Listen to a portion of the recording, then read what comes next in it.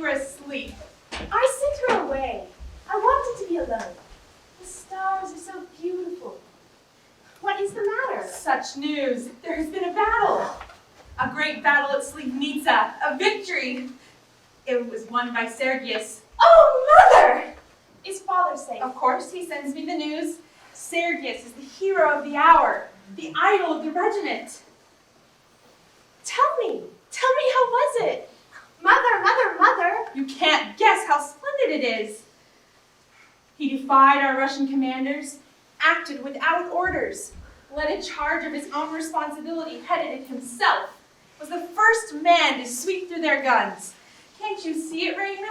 Our gallant, splendid Bulgarians, with their swords and their eyes flashing, thundering down like an avalanche, and scattering those wretched Serbians, and their dandified Austrian officers like chaff. And you kept Sergius waiting a whole year before you would be betrothed to him. Oh, if you have a drop of Bulgarian blood in your veins, you'll worship him when he comes back.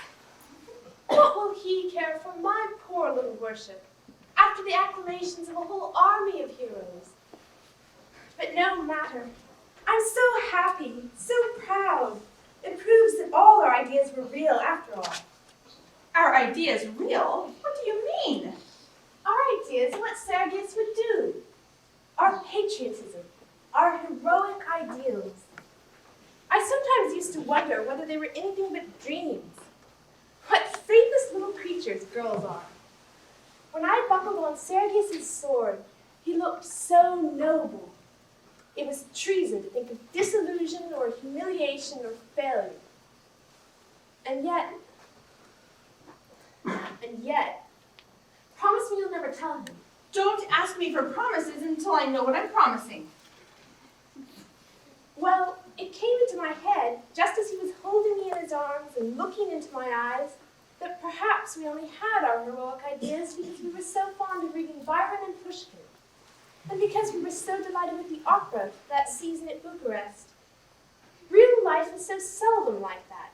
Indeed, never, as far as I knew it then. Only think, Mother, I doubted him. I wondered whether all his heroic qualities and his soldiership might not prove mere imagination when he went into a real battle. I had an uneasy fear that he might put a poor figure beside all those clever Russian officers. A poor figure? Shame on you! The Serbians have their Austrian officers who are just as clever as our Russians, but we have beaten them in every battle for all that. Yes, I was only a prosaic little coward. To think that it was all true.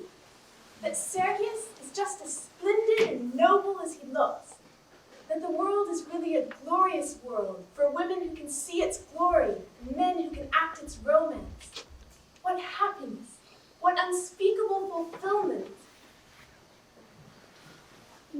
If you please, madam. All the windows are to be closed and the shutters made fast. They say there may be shooting in the streets tonight. The Serbians are being chased right back through the pass, and they say they may run into town.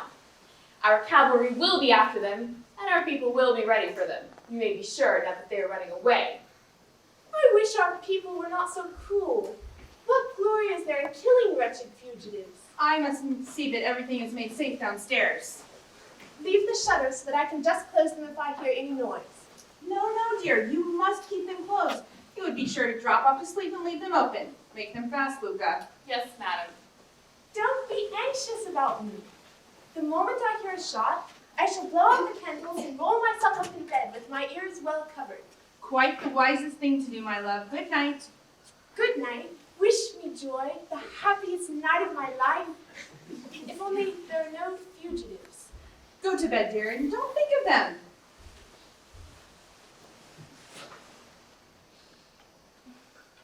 If you would like the shutters open, just give them a pull. Like that. One of them ought to be bolted at the bottom, but the bolt's gone. Thanks, Luca, but we must do as we are told. Good night. Good night.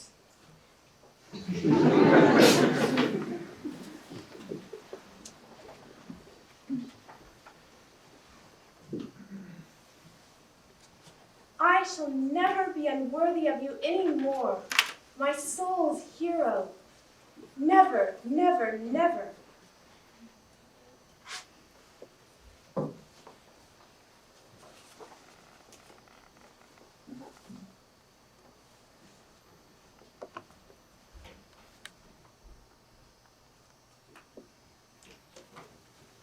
My hero.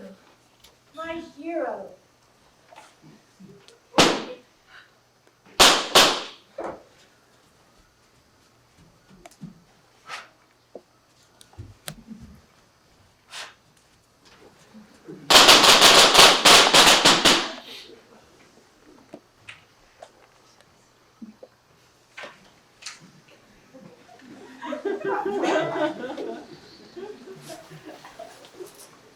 Who's there? Who's there? Who is that? Shh! Shh! Don't cry out or you'll be shot. Good, and no harm will come to you. Take care, it's no use trying to run away. Remember, if you raise your voice, my revolver will go off. Now strike a light and let me see you, do you hear?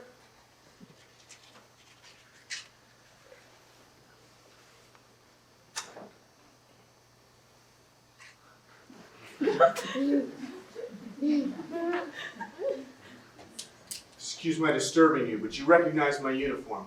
Servian. When caught, I shall be killed. Do you understand that? Yes, I don't intend to get killed if I can help it. Do you understand that? I suppose not. Some soldiers I know are afraid of death. All of them, dear young lady. All of them. It's our duty to live as long as we can. Now, remember, if you raise your voice... You will shoot me. How do you know that I am afraid to die?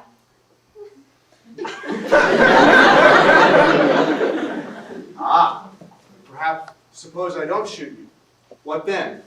Some of your cavalry, the greatest blackguards in the army, will come bursting into this pretty room of yours and slaughter me here like a pig. For I'll fight like a demon. They shan't get me out into the streets to amuse themselves with. I know what they are. Are you prepared to receive such company in your present undress? Hardly presentable, eh? Stop. Where are you going? Only to get my cloak. Good idea. I'll take that. You'll take care and see that nobody comes in and sees you without it. Is it a better weapon than the revolver, eh? It is not the weapon of a gentleman. Good enough for a man with only you to stand between him and death. Do you hear? If you're going to bring them in on me, you shall receive them as you are.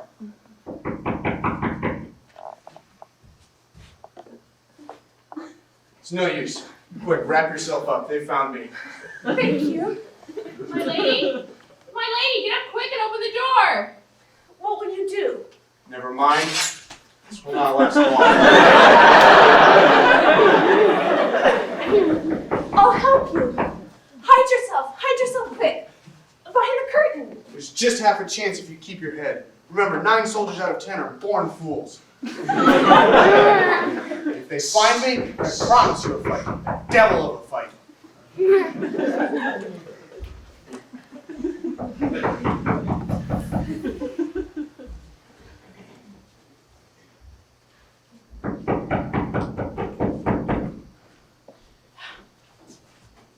A man has been seen climbing down the water pipe to your balcony, a Serbian. The soldiers want to come and search for him, and they are so wild and drunk and furious. My lady says you are to dress at once. They shall not search her. Why have they been let in? Freda, are you safe? Have you seen anyone or heard anything? I heard the shooting. Surely the soldiers will not dare come in here. I have found a Russian officer, thank heaven he knows Sergius. Sir, will you come in now? My daughter will receive you. Good evening, gracious lady. I am sorry to intrude, but there was a fugitive seen hiding on your balcony. Will you and the gracious lady, your mother, please to withdraw whilst we search? Nonsense, sir. You can see that there's no one on the balcony. Take care! Cease fire there, you fools! Do you hear? Cease fire! Could anyone have gotten in without your knowledge? Were you asleep? No, I have not been to bed. Your neighbors have their heads so full of runaway servants that they see them everywhere. Gracious lady, 1,000 pardons. Good night.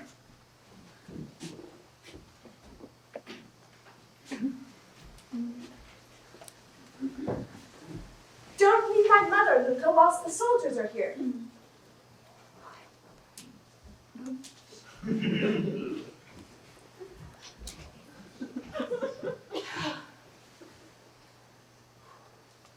Narrow shave, but a miss is as good as a mile. Dear young lady, your servant to the death. I only wish for your sake I joined the Bulgarian army instead of the Serbian. I'm not native Serbian, you know. No, you are one of the Austrians who set the Serbians on to rob us of our national liberty and who officer their army for them. We hate them. Austrian? Not I. Don't hate me, dear young lady. I'm a Swiss, fighting merely as a professional soldier. I joined Serbia because it came first on the road from Switzerland. Be generous, you've beaten us hollow. Have I not been generous? Noble, heroic. But I'm not saved yet. This particular rush will pass through, but the pursuit will continue all night by fits and starts. I must take my chance to get off in a quiet interval. You don't mind my waiting here a minute or two, do you? Oh no. I'm sorry you will have to go into danger again. Will you not say— Oh! Don't frighten me like that. What is it? Your revolver. It was staring that officer in the face all the time. What an escape. Oh, is that all? I'm sorry, I frightened you. Hey, take it to protect yourself against me. It's no use, dear young lady. There's nothing in it. It's not loaded. Load it, by all means. I've no ammunition. These are cartridges in battle. I always carry chocolate instead. I ate the last cake of that hours ago. Chocolate? Do you mean to say you stuff your pockets with sweets, like a schoolboy, even in the field? I wish I had some now. Allow me. I am sorry. I've eaten them all except these. You're an angel. Creams.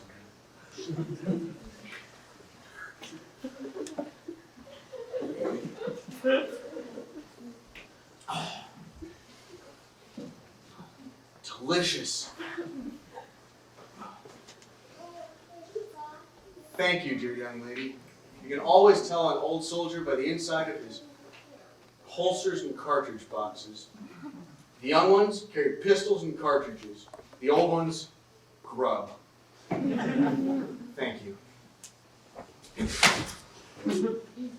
Don't do things so sudden, gracious lady. It's mean of you to revenge yourself because I frightened you just now. Frighten me?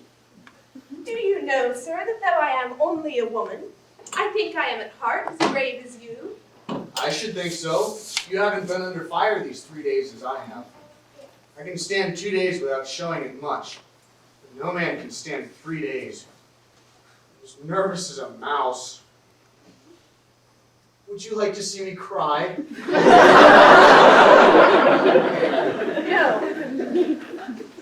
Well, if you would, you need only scold me, as if I were a little boy and you're my nurse. They're in camp now, they play all sorts of tricks on me. I'm sorry. I won't scold you. You must excuse me. Our soldiers are not like that. Oh yes, they are. There are only 2 types of soldiers. Old ones and young ones. I've served 15 years. Half of your fellows had never smelt powder before.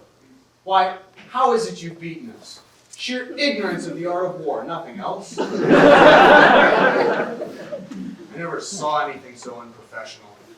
Oh, was it unprofessional to beat you? Well, come, is it professional to throw a regiment of cavalry on a battery of machine guns with the dead certainty that if the guns go off, not a man or horse will get within 50 yards of the fire?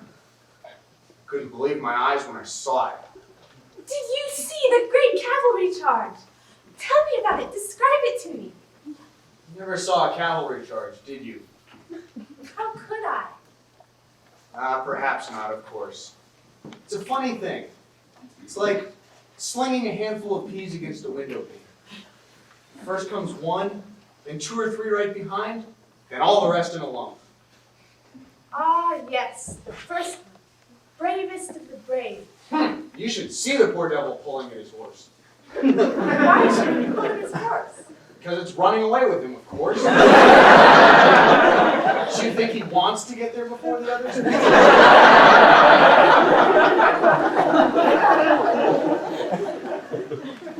Then come the rest. You can tell the young ones by their wildness and their slashing. The old ones come mostly bunched up under the number 1 guard. They know they're mere projectiles and that it's no use trying to fight. The wounds are mostly broken knees from the horses cannoning together. Ugh. But I don't believe the first man is a coward. I know he is a hero. That's what you'd have said if you'd seen the first man in the charge today. I knew it! Tell me about him. He did it like an operatic tenor. A regular handsome fellow with flashing eyes and a lovely mustache, shouting his war cry and charging like Don Quixote at the windmills. We nearly burst with laughter when we saw it. And then when the sergeant came running up, white as a sheet, and told us they'd sent us the wrong cartridges, we couldn't fire a round for the next 10 minutes, we laughed out the other side of our mouths. I never felt so sick in my life.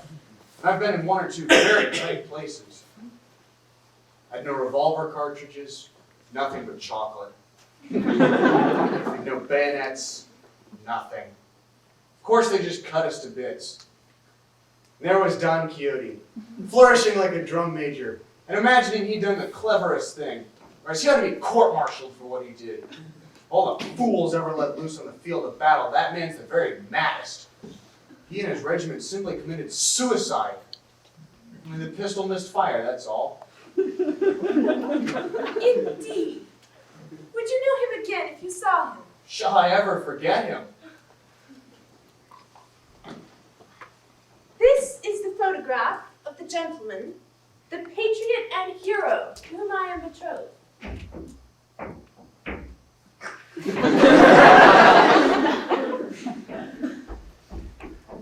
I'm really very sorry. Was it fair to lead me on like that? Yes, that's Don Quixote, not a doubt of it. Why do you laugh? I didn't laugh, I assure you.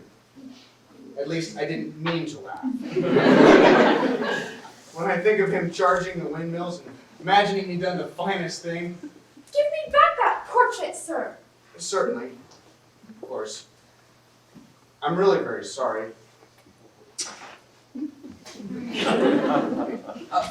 Perhaps I'm quite wrong. No doubt I am.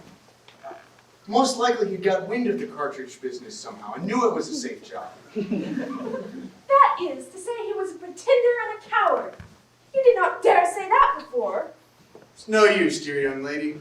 I can't make you see it from the professional point of view.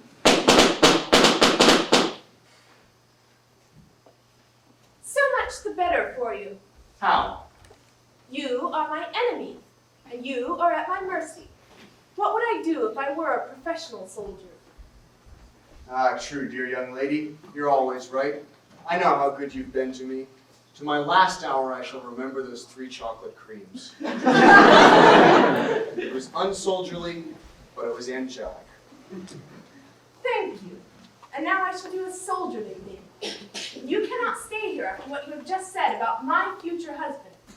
But I will go onto the balcony and see if it is safe for you to climb down into the street. Down that water pipe. Stop! Wait. I can't. I daren't. The very thought of it makes me giddy. I'm up fast enough with death right behind me. But to face it now in cold blood? It's no use. I give up. I'm beaten. Give the alarm. Come, don't be disheartened. You're a very poor soldier, a chocolate cream soldier. Come, cheer up. It takes less courage to climb down than to face capture. Remember that. No. Capture means only death. And death is sleep. Ah, sleep. Sleep, undisturbed sleep. Climbing down that pipe means doing something. Asserting myself. Thinking. Death 10 times over first. Are you as sleepy as that? Not had 2 hours undisturbed sleep since I joined. I'm on the staff. You don't know what that means. I've not closed my eyes in 48 hours. But what am I to do with you? Of course, I must do something. You see, sleep or no sleep, hunger or no hunger, tired or not tired, you can always do a thing when you know it must be done. Well, that pipe must be got down. Do you hear that, you chocolate cream soldier? But if you fall, I shall sleep as if the stones were a feather bed. Goodbye. stop! They'll kill you. Never mind. That sort of thing's all in my day's work. I'm bound to take my chance. Now, do what I tell you. Put out the candle so they shan't see the light when I open the shutters. And stay away from the window whatever you do. If they see me, they're sure to have a shot at me. They're sure to see you. It's bright moonlight. I'll save you. How can you be so indifferent? You want me to save you, don't you? I really don't want to be troublesome. I'm not indifferent, I assure you. But how's it to be done? Please, come away from the window. Now listen. You must trust to our hospitality. You do not yet know in whose house you are. I am a petcock. What's that? I mean, I belong to the family of the Petcocks, the richest and best known in our country. Oh yes, of course. I beg your pardon. The Petcocks, to be sure. How stupid of me. You know you never heard of them till this moment. How can you stoop to pretend? Forgive me, dear young lady. I'm too tired to think, and the change of subject was too much for me. Don't scold me. I forgot. It might make you cry.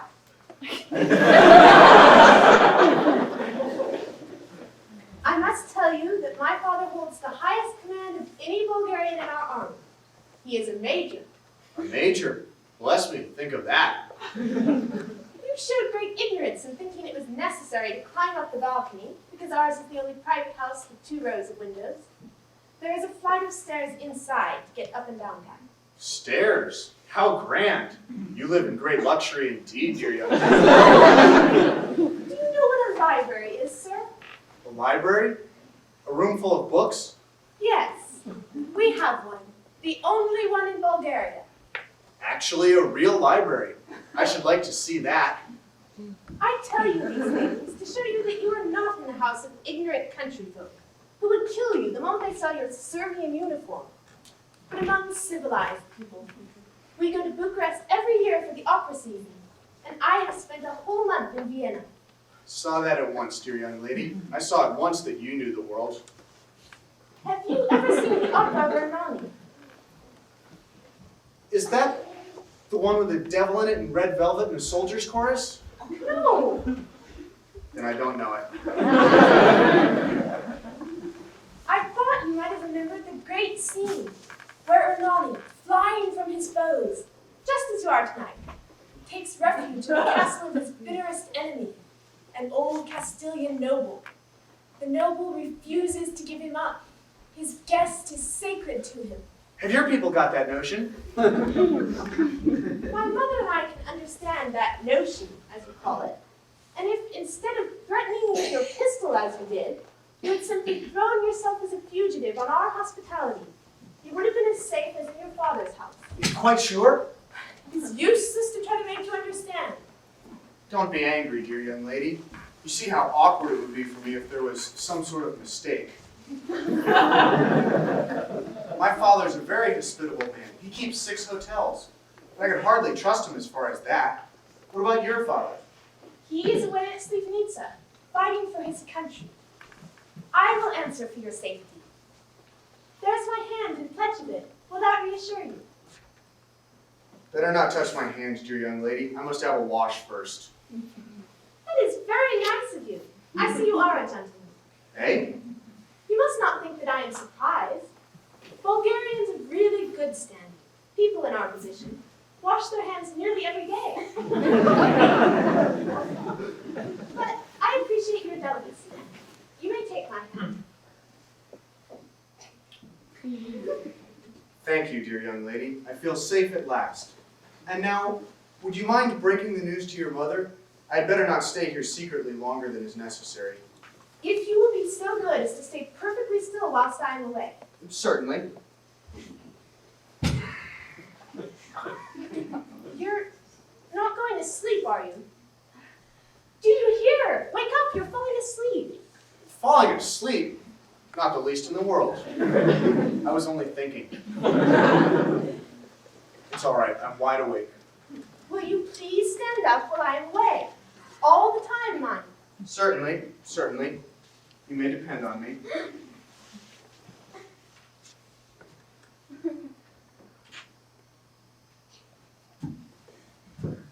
Sleep, sleep, sleep. Where am I? That's what I want to know. Where am I? Just keep awake. Nothing keeps me awake, except danger. Where is danger? Just find it.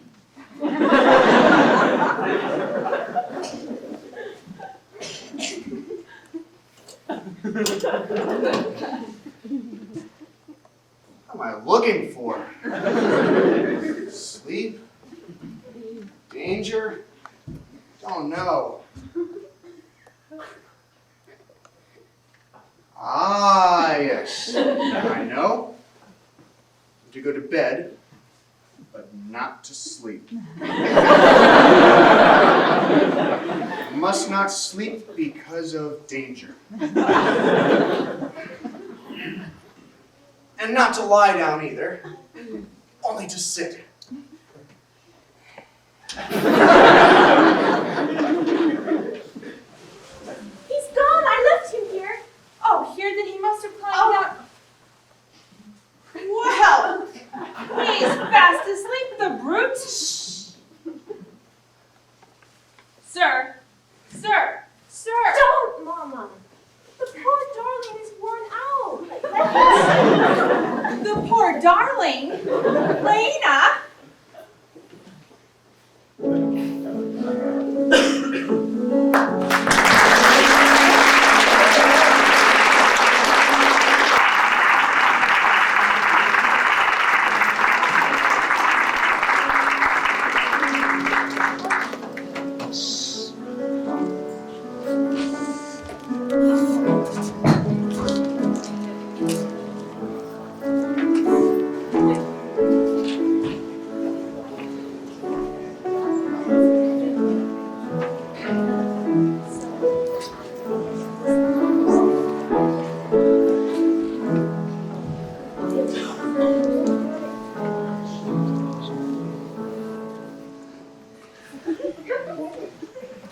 Warned in time, Luca. Mend your manners. I know the mistress. She is so grand that she never dreams that any servant could dare be disrespectful to her. But if she once suspects that you are defying her, out you go. I do defy her. I will defy her. What do I care for her? If you quarrel with the family, I can never marry you. So you take her part against me, do you? I shall always be dependent on the goodwill of the family. When I leave their service and start my shop in Sofia, their custom will be half my capital. Their bad word would ruin me. You have no spirit, Nicola. I should like to see them dare say a word against me. Should have expected more sense from you, Luca. You're young. You're young. Yes, and you like me the better for it, don't you? I know some family secrets they wouldn't care to have told, young as I am. Do you know what they would do if they heard you talk like that? What could they do? Discharge you for untruthfulness. Who would believe any stories you told after that? Who would give you another situation? Who in this house would dare be seen speaking with you ever again? How long would your father remain on his little farm? child. You don't know the power such high people have over the like of you and me when we try to rise out of our poverty against them. Look at me. 10 years in their service. Do you think I know no secrets? I know things about the mistress you wouldn't have the master know for 1,000 levers. I know things about him she wouldn't let him hear the end of for 6 months if I blabbed them to her. I know things about Raina that would break off her match with Sergius. How do you know? I never told you. Oh, so that's your little secret, is it? I thought it might be something like that. Well, you just take my advice and be respectful and make the mistress feel that no matter what you know or don't know, she can depend on you to hold your tongue and serve the family faithful. That is what they like, and that's how I make the most of them. You have the soul of a servant. Yes, that's the secret of success in service.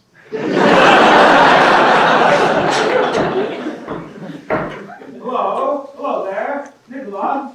Master back from the war. A word for it, Luca. The war's over. Off with you and get some fresh coffee. You'll never put the soul of a servant to me.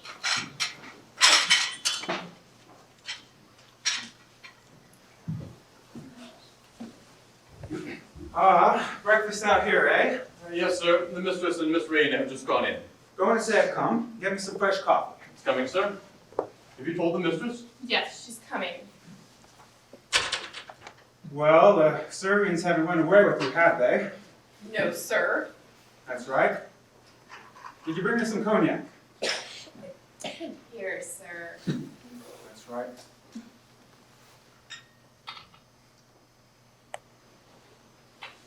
My dear Paul, what a surprise for us. Have they brought you fresh coffee? Yes, Luke has been looking after me. The war's over. The treaty was signed 3 days ago at Bucharest, and the decree for our army to demobilize was issued yesterday. Paul, have you let the Serbians force you to make peace? My dear, they did not consult me. What could I do? But of course, we saw to it the treaty was an honorable one. It declares peace, Peace? but not friendly relations, remember that. They wanted that put in, but I insisted on being struck out. What more could I do? You could have annexed Serbia and made Prince Alexander Emperor of the Balkans. That's what I would have done. My dear, I don't doubt that in the least. I should have had to subdue the whole Austrian Empire first, and that would have kept me far too long away from you. I missed you greatly. Oh, And how have you been, my dear? my usual sore throats, that's all. It comes from washing your neck every day. I've often told you so. Nonsense. I don't believe in going too far with all these modern customs. All this washing can't be good for your health. It's not natural. Why, there was an Englishman at Philippopolis who used to wet himself with cold water every morning when he got up. Disgusting. It all comes from the English. Their climate makes them so dirty that they have to be perpetually washing themselves. Well, look at my father. He never had a bath in his life, and he lived to be 98. The healthiest man in Bulgaria. I don't mind a wash once a week to keep up my position, but once a day is carrying the thing to a ridiculous extreme. You are a barbarian at heart still, Paul. I hope you have behaved yourself before all those Russian officers. I did my best. I took care to let them know we have a library. Oh, but you didn't tell them about the electric bell. I have had one put in. And what's an electric bell? You push a button, something tinkles in the kitchen, and Nicola comes up. And why not shout for him? Civilized people never shout for their servants, Paul. I've learned that while you were away. Well, I've learned something too. Civilized people don't leave their washing out to dry where visitors can see them. So you best have all that put elsewhere. I don't believe really refined people notice such things. Ah, there's Sergius. Hello, Nicola. Paul, don't shout. It really isn't nice. Gosh. Nicola. Yes, sir? If that is Major Sharonov, bring him around this way. Yes, sir? You must talk to him, my dear, until Raina takes him off our hands. She bores my life about our not promoting him. Over my head, if you please.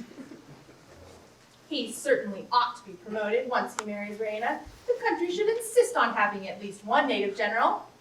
Yes, so we can throw away whole brigades instead of regiments? It's of no use, my dear. He hasn't the slightest chance of promotion until we're quite sure the peace will be a lasting one. Major Sergius Serrano. Ah, here already, Sergius. Glad to see you. My dear Sergius. My dear mother, if I may call you so. Mother-in-law, Sergius. Mother-in-law. Sit down and have some coffee. Thank you, none for me. You look superb. Splendid. The campaign has improved you. We were all wild with enthusiasm over that magnificent cavalry charge. Madam, it was the cradle and the grave of my military reputation. How so? Well, I won the battle the wrong way, while our worthy Russian generals were losing it the right way. That upset their plans and wounded their self-esteem. The 2 colonels got their regiments driven back, according to the correct principles of scientific warfare. 2 major generals got killed, strictly according to military etiquette. The 2 colonels are now major generals, and I am still a simple major. You shall not remain so, Sergius. The women are behind you. We will see the justice of that. It is too late. I have only waited for the peace to send in my resignation. Your resignation? You must withdraw it. I never withdraw. Who could have supposed you were to do such a thing? Everyone who knew me. But enough of myself and my affairs. How is Raina? And where is Raina? Raina is here. Pretty, isn't it? She always appears at the right moment. Oh yes, she listens for it. It is an abominable habit. Dear father, welcome home. My little pet girl.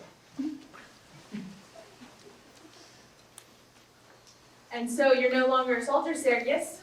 I am no longer a soldier. Soldiering, my dear madam, is the coward's art of attacking mercilessly when you are strong, and staying out of harm's way when you are weak. That is the whole secret to successful fighting. Get your enemy at a disadvantage, and never, on any account, fight him on equal terms. Eh, Major? They wouldn't let us make a fair stand-up fight of it. But I suppose soldiering has to be like any other trade. Precisely. But I have no ambition to shine as a tradesman. So I have taken the advice of that bagman of a captain who settled the exchange of prisoners with us at Pura, and given it up. What? That Swiss fellow? Sergius, I've often thought of that exchange since. He overreached us on those horses. Of course he overreached us. His father was a hotel and livery stable keeper, and he owed his first step to his knowledge of horse dealing. He was a soldier, every inch a soldier. If only I had bought those horses for my regiment, instead of foolishly leading it into danger. I should have been a field marshal now. A Swiss? What was he doing in the Serbian army? A volunteer, of course. Keen on picking up his profession. We should never have been able to begin fighting if these foreigners hadn't shown us how to do it. We knew nothing about it, and neither did the Serbians. Egad, there'd been no war without them. Are there many Swiss officers in the Serbian army? No, all Austrians. Just as our officers were all Russian. This was the only Swiss I came across. I'll never trust a Swiss again. He unbugged us into giving him 50 able-bodied men for 200 worn-out chargers. They weren't even edible. We were like 2 children in the hands of that consummate soldier, Major. Simply 2 innocent little children. What was he like? Oh, Raina, what a silly question. He was like a commercial traveler in uniform. Bourgeois to his boots. Sergius, tell Catherine that strange story his friend told us about how he escaped after Slivnica. You remember about his being hit by 2 women? Oh yes, quite a romance.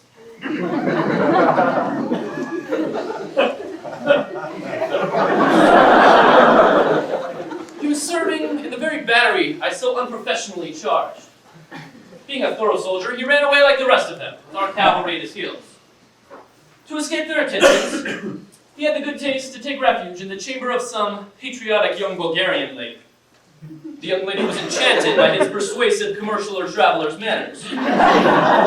She very modestly entertained him for an hour or so, then called in her mother lest her conduct should appear unmaidenly. The old lady was equally fascinated.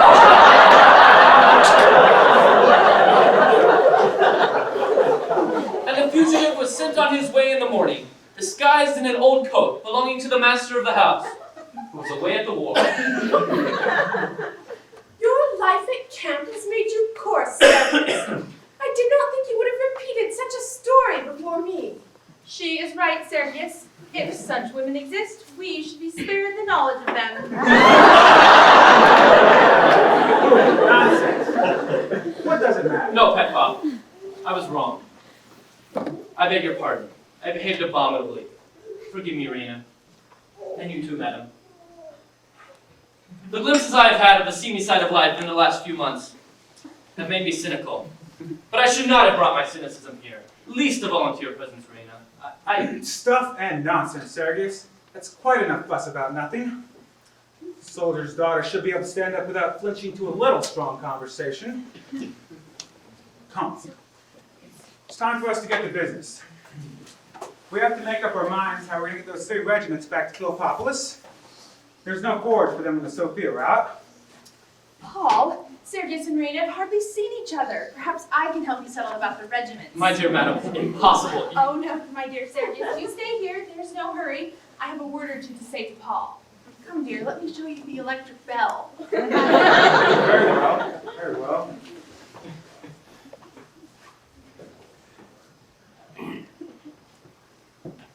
Am I forgiven? My hero, my king. My queen. How I have envied you, Sergius.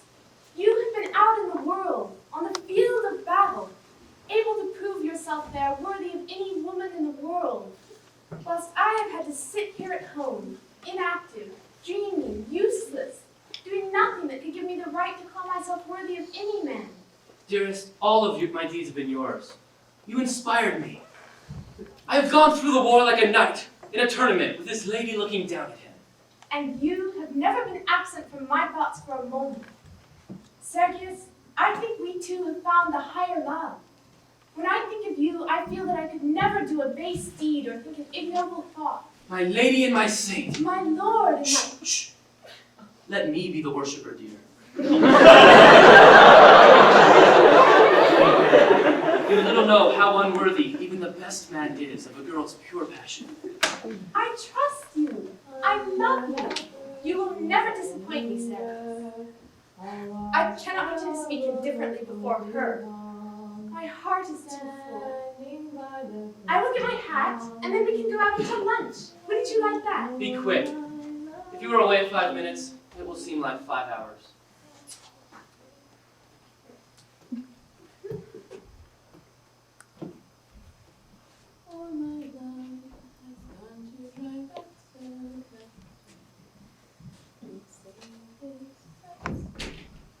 Luca, do you know what the higher love is?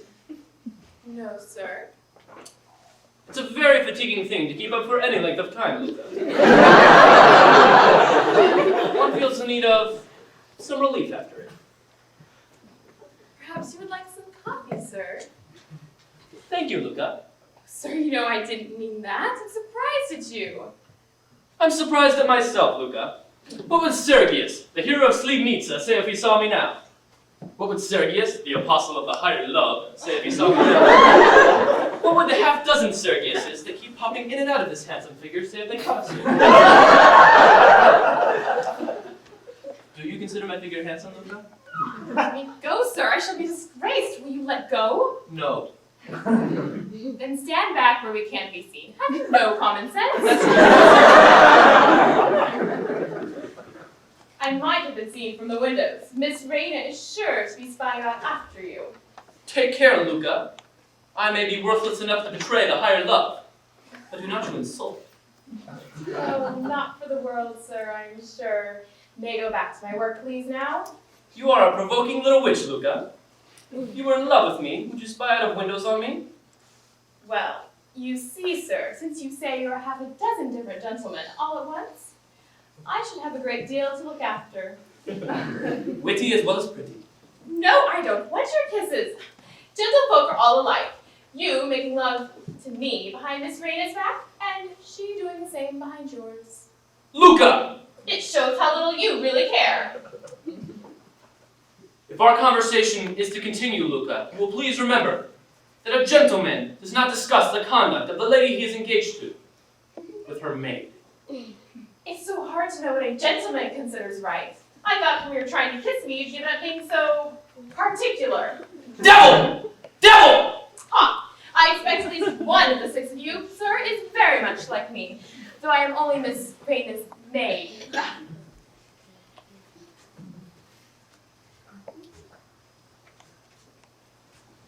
Which of the six is the real man? That's the question that torments me. One of them is a hero, another a buffoon, another a humbug, another perhaps a bit of a blackguard. And one at least is a coward. Jealous, like all cowards.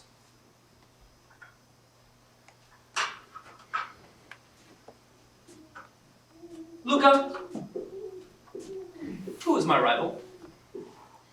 You shall never get that out of me for love or money. Why? Never mind why. Besides, you would tell that I told you, and I should lose my place. No, on the honor of a man capable of behaving as I've been behaving for the last 5 minutes. Who is he? I don't know. I never saw him. I only heard his voice through the door of her room. Oh, Troupe! How dare you! Oh, I mean no harm. You've no right to take up my words like that. The mistress knows all about it. And I tell you, if that gentleman ever comes here again, Miss Raina will marry him, whether he likes it or not. I know the sort of difference between the manner you and she put on before one another and the real manner. Now you listen to me! Not so tight, you're hurting me. That doesn't matter! You stained my honor by making me party to your eavesdropping, and you betrayed your mistress. Please. That shows that you were an abominable little clod of common clay, with the soul of a servant.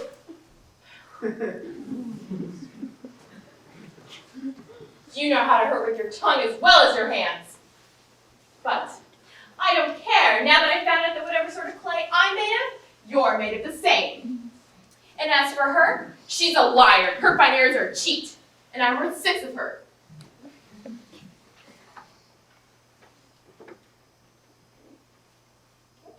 Luca,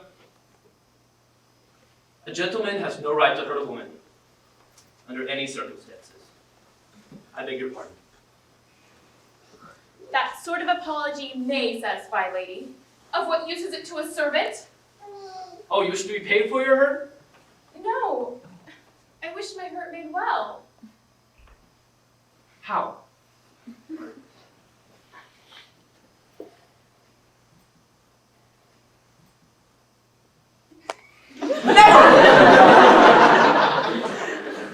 I'm ready. What's the matter? Have you been flirting with Luca? No! How can you say such a thing? Forgive me, dear. It was only a jest. I'm so happy today. Sergius, Rena.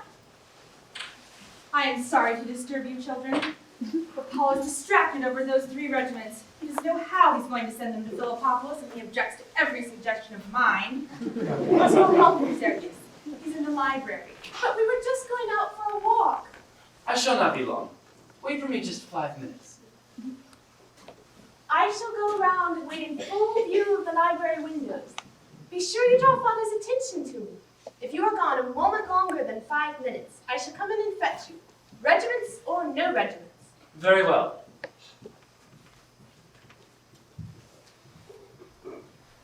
Imagine their meeting that Swiss and hearing the whole story. The very first thing your father asked for when he came back was that old coat we sent him off in. A nice mess you have got us into. The little beast. Little beast. What little beast? To go and tell. Oh, if I had him here, I'd crown him with chocolate creams till he couldn't ever speak again. Don't talk such stuff, Raina. Tell me the truth. How long was he in your room before you came to me?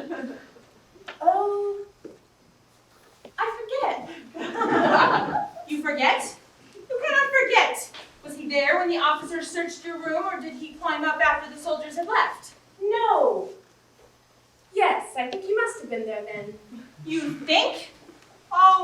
Lorena, will anything ever make you straightforward?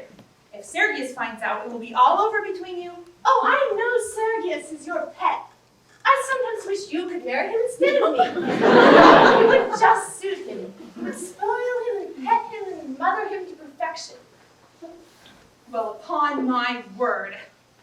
I always feel a longing to do or say something dreadful to him. To shock his propriety. To scandalize the 5 senses out of him. I don't care whether he finds out about the chocolate cream soldier or not. I half hope he may. And what? May I be able to tell your father, pray? Oh, poor father. As if he could help himself. If you were only 10 years younger. Well, There's a messenger at the door for you, madam. A Serbian officer. a Serbian, how dare he? Oh, I forgot. We are at peace now.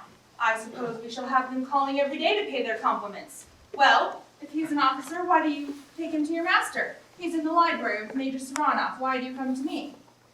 But he asked for you, madam. And I don't think he knows who you are. He said, the lady of the house. He gave me this little ticket for you. Captain Blunchley. That's a German name. Swiss, madam, I think. Swiss? What is he like? He has a big carpet bag. Oh, heavens! He's come to return the coat.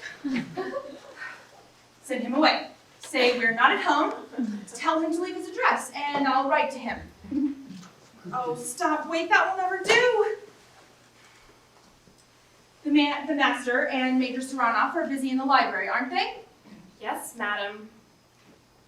Bring the gentleman here at once, and be very polite to him.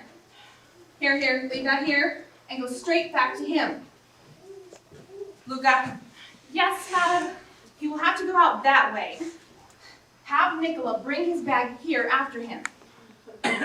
His bag. Yes, his bag here, as quickly as possible. Don't forget. How would a man be such a fool?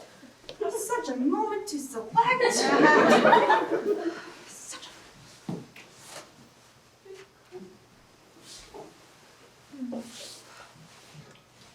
Captain Blunchley, madam. Captain Blunchley, I am very glad to see you, but you must leave this house at once.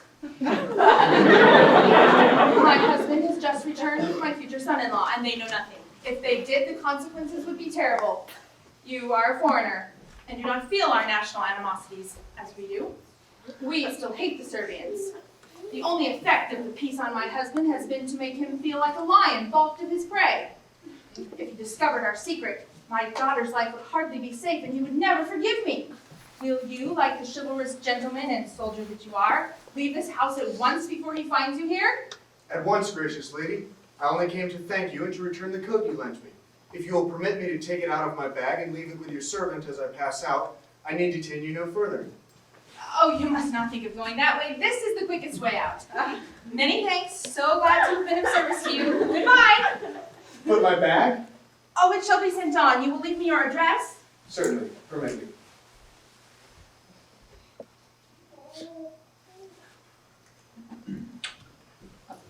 My dear Captain Bloom, those stupid people of mine thought I was out here instead of in the library. I saw you through the window. I was wondering why you didn't come in. Major Saranov is with me. You remember him, don't you? Welcome, our friend the enemy. No longer the enemy, happily. I hope you called as a friend and not about horses or prisoners, eh? Oh, quite as a friend. I have just been asking Captain Blunchley to stay to lunch, but he declares he must go at once. Impossible, Blunchley. We need you here badly. We have to send 3 regiments to Philippopolis, and we don't know in the least how to do it. Philippopolis. The forage must be the trouble. Yes, that's it. He sees the whole matter at once. I think I can show you how to manage that. Invaluable man, come along. Oh, the chocolate cream soldier!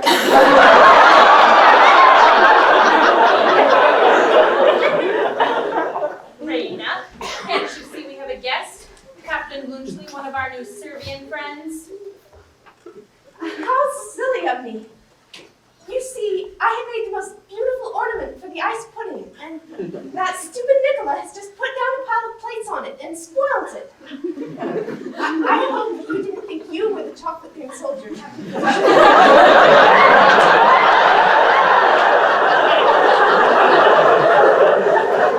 assure you I did. Your explanation was a relief. Since when, pray, have you taken to cooking? Whilst we're away, it's her latest fancy. And has Nicola taken to drinking? He used to be careful enough. First he shows Captain Blunchley out here when he knew quite well I was in the library. And then he goes downstairs and breaks Rena's chocolate soldier. He... Are you Nicola? Sir? What have you brought that for? My latest orders, Major. Luca told me. My orders? Why should I order you to bring Captain Blunchley's luggage out here? What were you thinking of, Nicola? I beg your pardon, sir. I am sure. My fault, madam. I hope you'll overlook it. Better go and slam that bag too. Down in Miss Rena's ice pudding.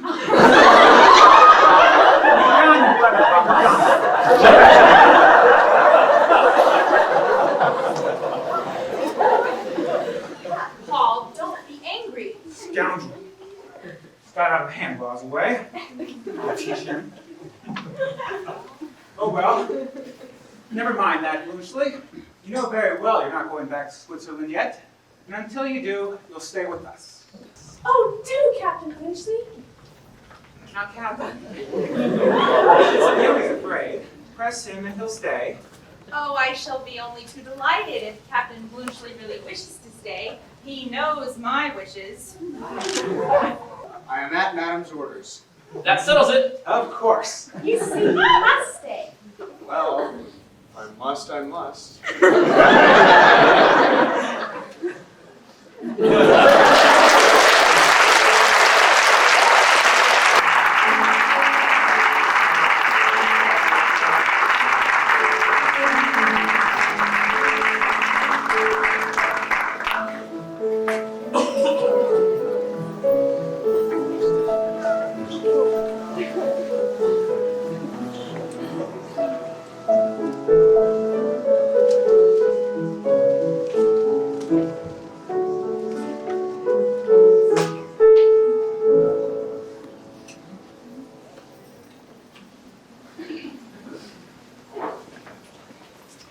Are you sure I can't help you in any way, Blunchley? Quite sure. Saranoff and I will manage it. Yes, we'll manage it. He finds out what to do, draws up the orders, and I sign it. Division of labor, Major. Another one, thank you. His hand is more accustomed to the sword than to the pen. It's very good of you, Blunchley. It is indeed to be put upon in this way. Now, you're quite sure I can do nothing. You can stop interrupting, Paul. Oh, quite right, my love. Quite right.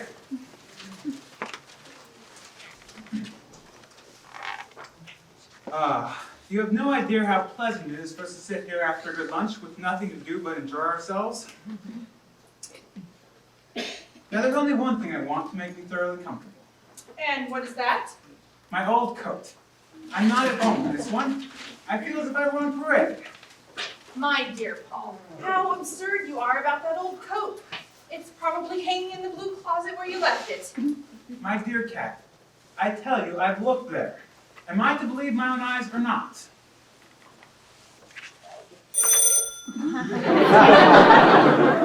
What are you showing off that old belt for?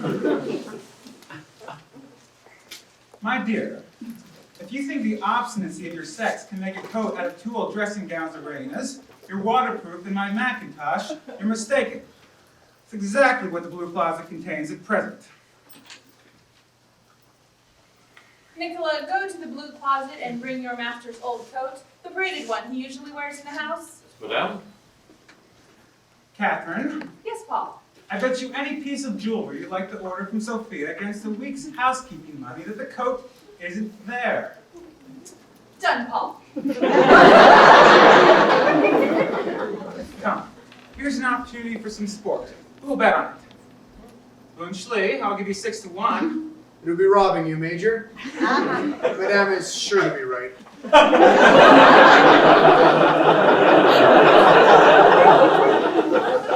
Bravo, Switzerland. Major, I'll bet my best charger against an Arab mare Farina that Nicola finds the coat in the blue closet. Your best charger? Don't be foolish, Paul. An Arabian mare will cost you 50,000 levas. Really, Mother? If you're going to take the jewelry, I don't see why you should grudge me my arrow.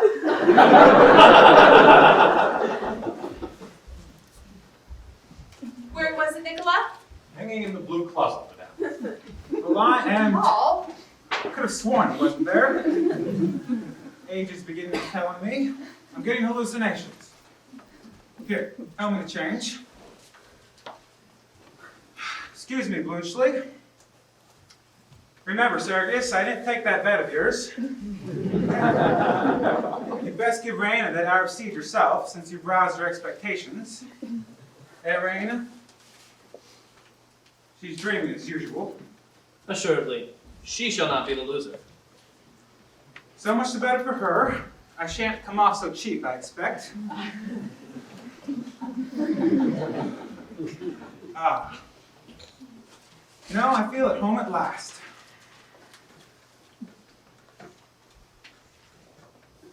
That's the last order. What? Finished? Finished. Haven't you anything for me to sign? Not necessary. His signature will do. I think we've done a thundering good day's work. Can I do anything more?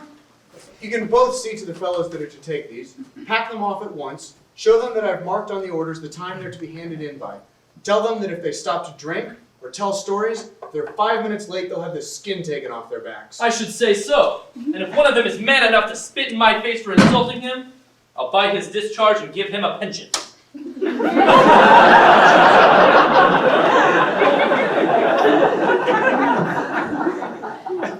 Just see that he talks to them properly, will you, Major? Quite right. Quite right. I'll see to it. By the by, Catherine, you may as well come too. There'll be far more fighting with you than with me. I dare say I had better. You would only splutter at them.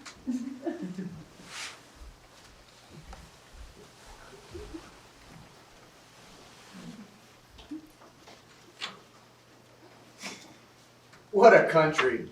They make cannons out of cherry trees, and the officers send for their wives to keep discipline. You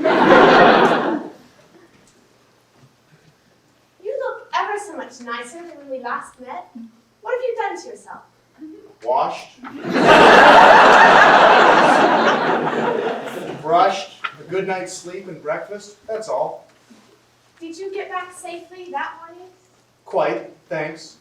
Were they angry with you for running away from Sergius's charge? No, they were glad, because they just run away themselves. That must have made a lovely story for them, all that about me in my room. A capital story, but I only told it to one of them, a particular friend. On whose discretion you could absolutely rely. Absolutely.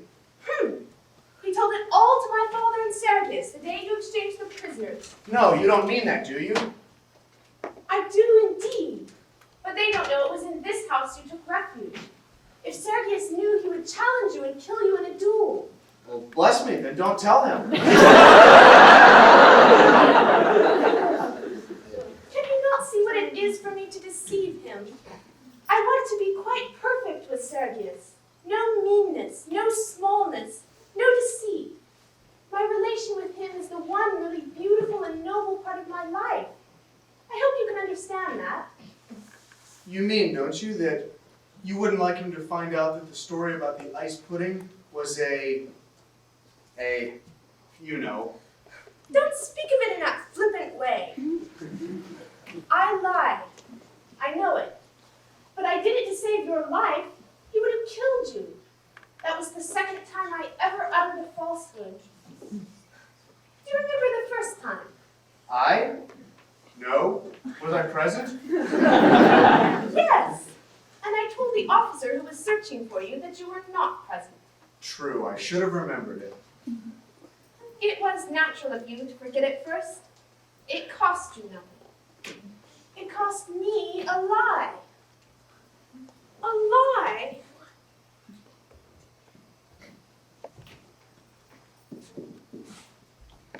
My dear young lady, don't let this trouble you. Remember, I'm a soldier.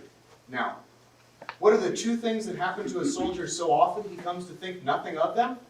One is hearing people tell lies, and the other is getting his life saved in all sorts of ways by all sorts of people. So becomes a creature incapable of faith and of gratitude. Do you like gratitude? I don't. If pity is akin to love, gratitude is akin to the other thing. Gratitude? If you are incapable of gratitude, you are incapable of any noble sentiment. Even animals are grateful. I see now exactly what you thought of me. You were not surprised to hear me lie. To you, it was probably something I did every day, every hour. That is how men think of women. There's reason in everything.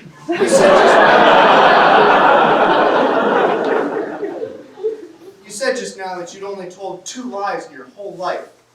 My dear young lady, isn't that rather a short allowance? I'm quite a straightforward man myself, but that wouldn't last me a whole morning. Do you know, sir, that you are insulting me? I can't help it. When you strike that noble attitude and speak in that thrilling voice, I admire you. But I find it impossible to believe a single word you say. Captain Blunchley, Yes? do you mean what you said just now? Do you know what you said just now? I do? I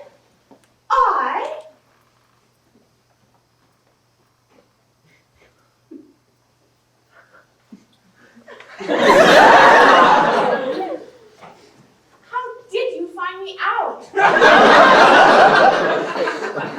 Instinct, dear young lady. Instinct and experience of the world. Do you know? You are the first man I ever met who did not take me seriously. You mean, don't you, that I'm the first man who ever took you quite seriously? Yes, suppose I do mean that. How strange it is to be talked to in such a way. You know, I've always gone on like that. I mean, the noble attitude and the thrilling voice.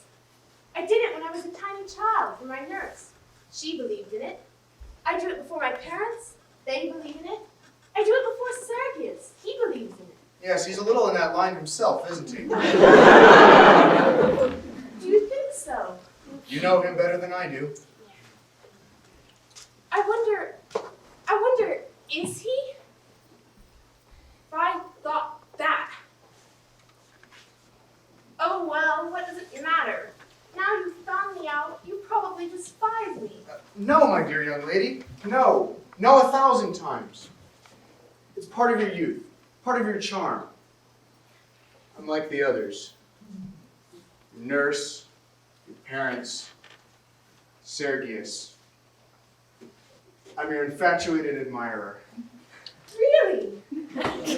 Von aufs Herz, really and truly. But what did you think of me for giving you my portrait? Your portrait? You never gave me your portrait. Do you mean to say you never got it? No. When did you send it to me? Did not send it to you?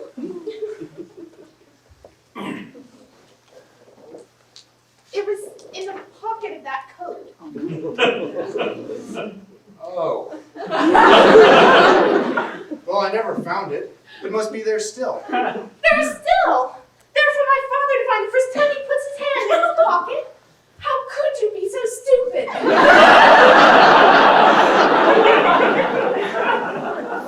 Come, what does it matter? How does he know who it was intended for? Tell him he put it there himself. That is so clever, so clever. What shall I do? Ah, I see. You wrote something on it. That was rash. To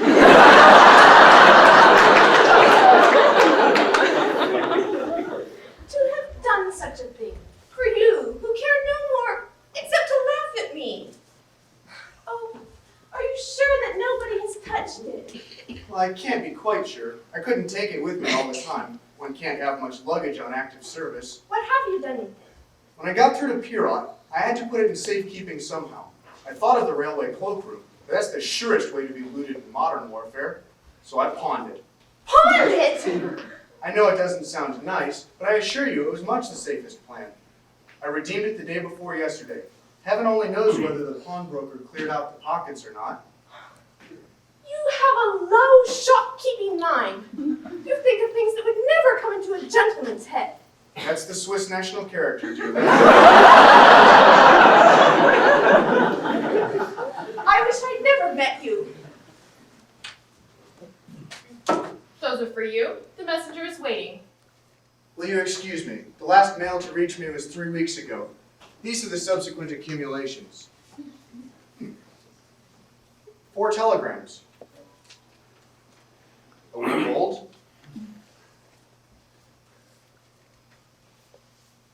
Oh, bad news.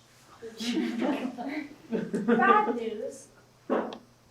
My father's dead. Oh, how very sad. Yes. I shall have to start for home in an hour. My father's left behind a lot of big hotels to be looked after. Now here's a whacking letter from the family solicitor.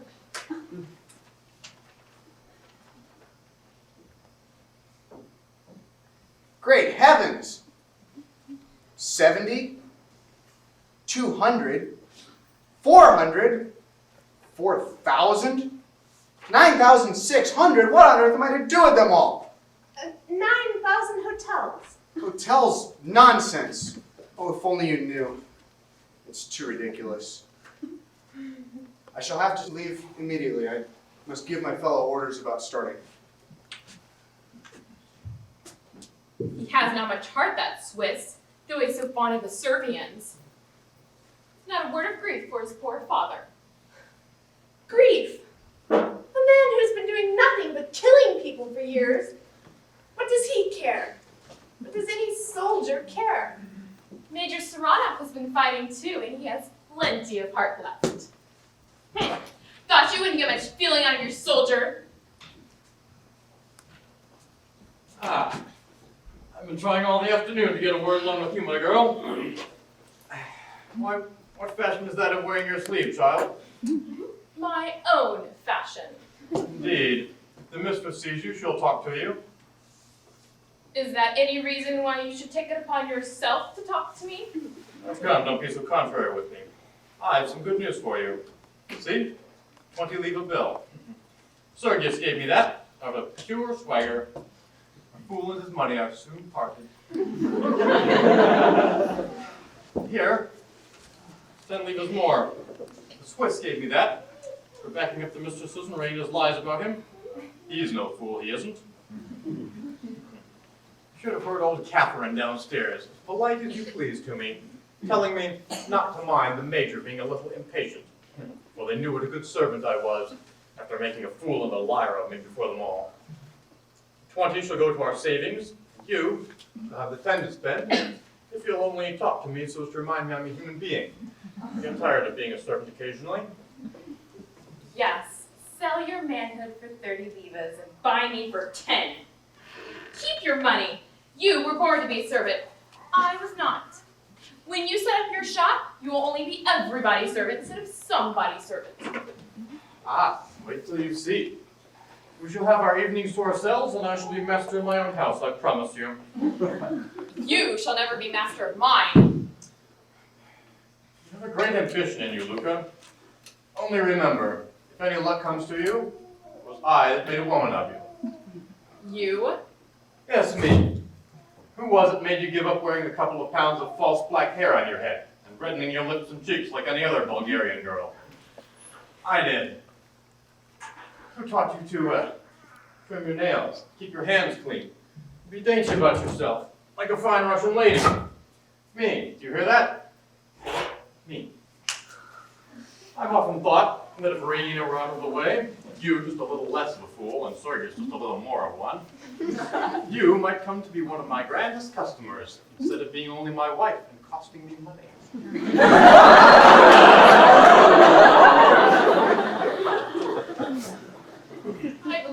rather would be my servant than my husband. He would make more out of me. Oh, I know that soul of yours. Whenever you mind my soul, just listen to my advice. If you want to be a lady, your present behavior to me won't do at all. Unless when we're alone. It's too sharp and impudent. And impudence is a sort of familiarity. It shows affection for me.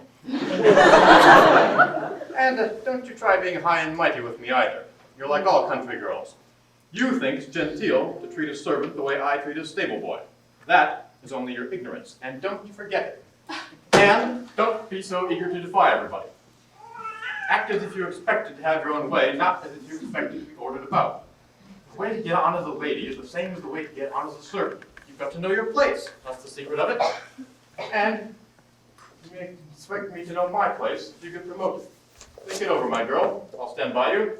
One servant should always stand by another. I must behave in my own way. Oh, you take all the courage out of me with your cold-blooded wisdom. Yes, go find some more logs to put on the fire. That's the sort of thing you understand. Oh, I'm not in the way of your work, I hope. Oh, no, sir, thank you kindly. I was only speaking to this foolish girl about her habit of running up here to the library whenever she gets a chance to look at the books. That's the worst of her education, sir. Gives her habits above her station. Make that table tidy, Luca, for the major.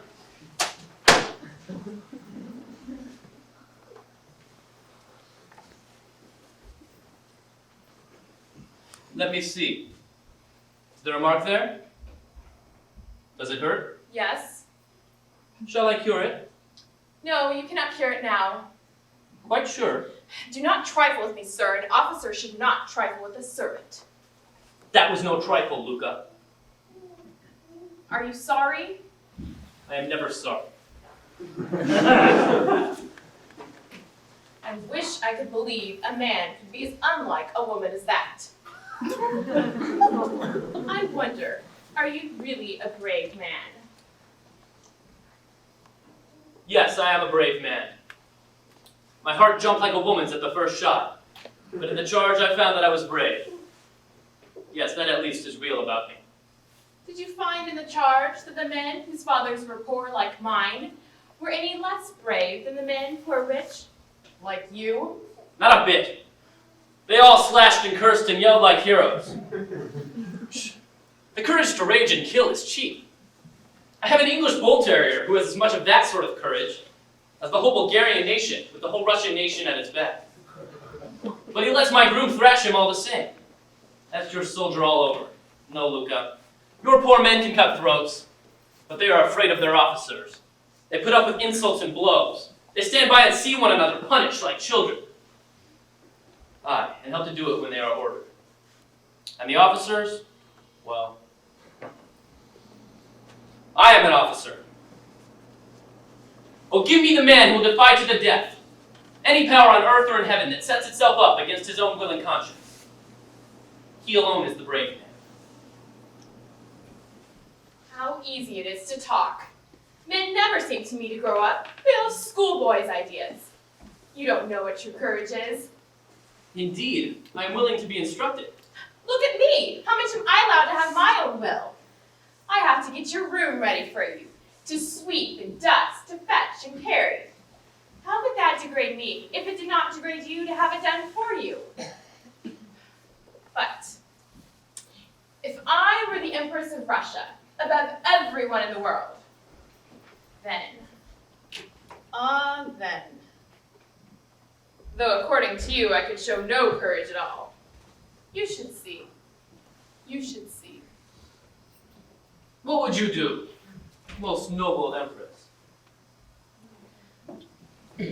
I would marry the man I loved, which no other queen in Europe has the courage to do. If I loved you, though you'd be as far beneath me as I am now beneath you. I would dare be the equal of my inferior. Would you dare as much if you loved me? No. If you felt the beginnings of love for me, you would not let it grow. You would marry a rich man's daughter, because you'd be afraid of what other people would say of you. You lie! It is not so by the stars.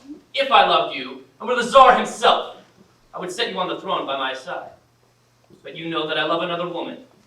A woman as high above you as heaven is above earth. You are jealous of her. I have no reason to be. She will never marry you now. The man I have told you of has come back. She will marry the Swiss. The Swiss? Yes, a man worth 10 of you. Then you will come to me, and I will refuse you. You're not good enough for me. I will kill the Swiss, and afterwards I will do with you as I please. The Swiss will kill you, perhaps. He's beaten you in love. He may have beat you in war. Do you think that I believe that she whose worst thoughts are higher than your best ones, is capable of trifling with another man behind my back? Do you think she would believe the Swiss if he told her now you have me in your arms? Stulti mir Azerba! Mockery! Mockery everywhere! Everything I think is mocked by everything I do. Coward! Liar! Fool! Shall I kill myself like a man? Or live and pretend to laugh at myself? Remember, Luca, you belong to me. What does that mean? An insult? It means that you love me, and that I have had you here in my arms, and may perhaps have you there again. Whether it is an insult, I neither know nor care. Take it as you please. But I will not be a coward and a trifler. If I choose to love you, I dare marry you in spite of all Bulgaria. If these hands ever touch you again, they shall touch my affianced bride. We shall see whether you dare keep your word. And take care, I will not wait long. Yes, we shall see, and you shall wait my pleasure.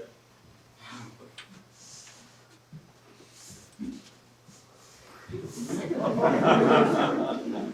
a remarkable looking young woman. Captain Bluchleaf, Hey? you have deceived me. You are my rival. I brook no rival. At 6 o'clock, I shall be on the drilling ground, on the Glaslora Road, alone, on horseback, with my saber. You understand? Oh, thank you. That's a cavalryman's proposal. I'm in the artillery, and I have choice of weapons.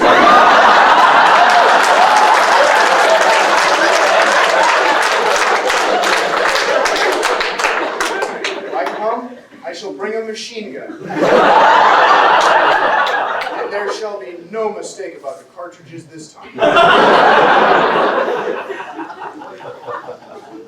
Take care, sir. It is not our custom in Bulgaria to allow invitations of that kind to be trifled with. Pooh, don't talk to me about Bulgaria. You don't know what fighting is. But have it your way. Bring your saber. I'll meet you. Well said, Switzer. Shall I lend you my best horse? No, never mind your horse. Thank you all the same, my dear fellow. I'll fight you on foot. Horseback's too dangerous. I don't want to kill you if I can help it. I heard what Captain Bluchleaf said, Sergius. You're going to fight. Why? What about? I don't know. He hasn't told me.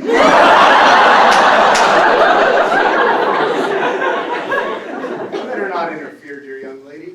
No harm will be done. I've often acted as sword instructor. He won't be able to touch me, and I'll not hurt him. It will save explanations. In the morning, I shall be off home, and you'll never see me or hear from me again. Then you and he will make up and live happily ever after. I never said I wanted to see you again. Ha! That is a confession! What do you mean? You love that man! Sergius! You allow him to make love to you behind my back, just as you treat me as your affianced husband behind his. Bluchleaf, you knew our relations, and you deceived me. It is for that I call you to account, not for having received favors I never enjoy. Stuff. Rubbish. Why, I've received no favors. The young lady doesn't even know whether I'm married or not.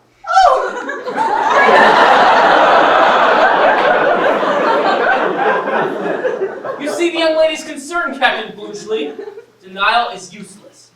You've enjoyed the privilege of being received in her room, late at night. Yes, you blockhead! She received me with a pistol at her head. Your cavalry were at my heels. I'd have blown out her brains if she'd uttered a cry. Bluchleaf! Raina, is this true? Oh, how dare you! How dare you! Apologize, man, apologize. I never apologize.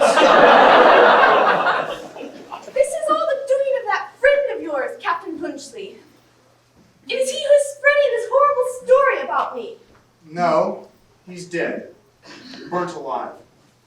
alive? Shot in the hip in a woodyard, couldn't drag himself out. Your fellow's shell set fire to the timber, and burnt him with half a dozen other poor devils in the same predicament. How horrible. How ridiculous! Oh, war of the dreams of patriots and heroes! A fraud, Blunchley! A hollow sham! Like love. Like love! You say that before me. Come, Sir Onoff, this matter is explained.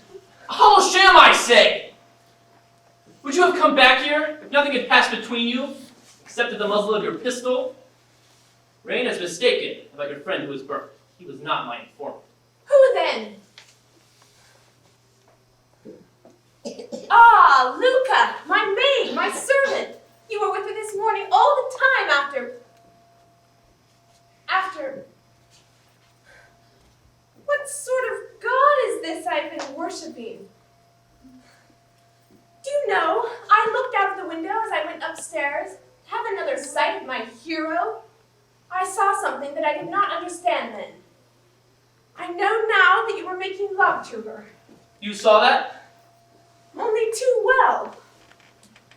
Raina, our romance is shattered. Life's a farce. You see, he's found himself out. Blunchley, I have allowed you to call me a blockhead. You may now call me a coward as well. I refuse to fight you. Do you know why? No, and it doesn't matter. I didn't ask the reason when you cried on, and I don't ask the reason now that you cry off. I'm a professional soldier. I fight when I have to, and I'm glad to be out of it when I haven't to. You're only an amateur. You think fighting's an amusement. Well, you shall hear the reason all the same, my professional. The reason is that it takes two men, real men of heart, blood, and honor to make a genuine combat.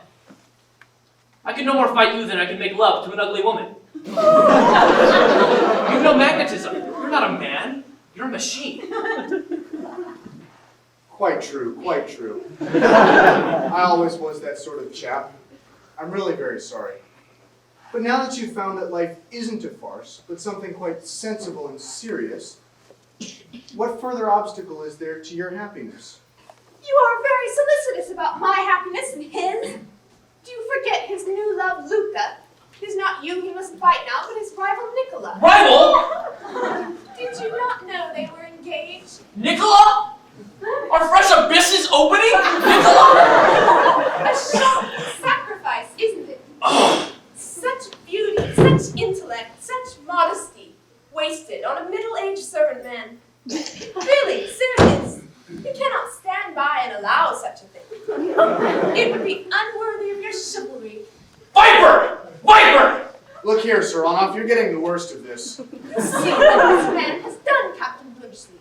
He has sent this girl as a spy on us, and her reward is that he makes love to her. False! Monstrous! Monstrous! Do you deny that it was she who told you about Captain Blunchley being in my room? No, but... Do you deny that you were making love to her when she told you? No, but I tell It you... is unnecessary to tell us anything more. That is quite enough for us. Told you were getting the worst of it, Sir Onoff. Tiger cat! You hear this man calling me names, Captain Blunchley. What else can he do, dear young lady? He must defend himself somehow. Don't quarrel. What good does it do? Engaged to Nicola. Well, Blunchley, you are right to take this huge imposture of a world coolly. I dare say you think us a couple of grown-up babies, don't you? Oh, he does. Swiss civilization, nurse-tending Bulgarian barbarism, eh? Not at all, I assure you. I'm only too glad to get you two quieted again. There. Let's be pleasant and talk this over in a friendly way. Where's the other young lady? Listening at the door, probably. I will prove that, at least, is a calumny.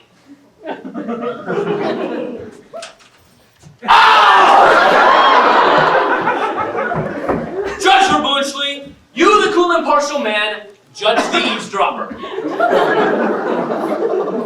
I must not judge her. I I myself listened outside a tent once when there was a mutiny brewing. It's all a question of the degree of provocation. My life was at stake. My love was at stake. I am not ashamed. Your love, your curiosity, you mean.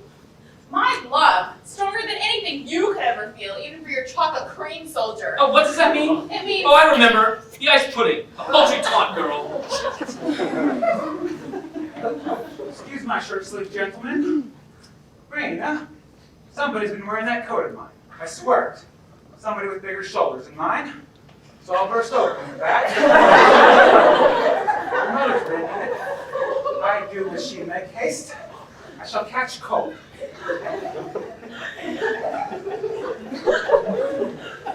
Is anything the matter? No. Oh, no. Nothing. Is anything the matter, Luca? No, sir. Don't ask your mistress for my coat, like a good girl, will you?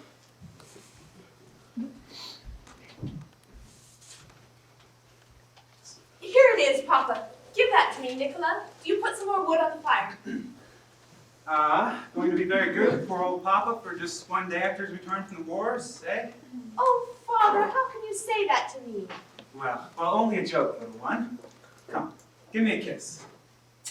Now give me the coat. No, I'm going to put it on for you. Turn your back.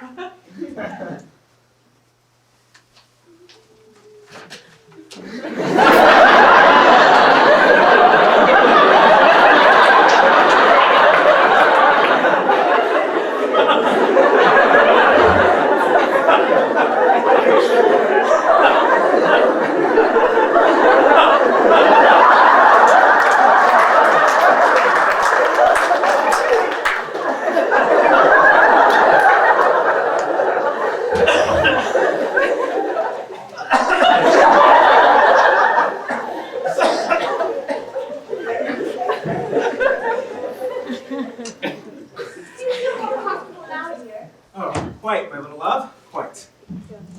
Oh, by the by, I've found something strange. What's the meaning of this?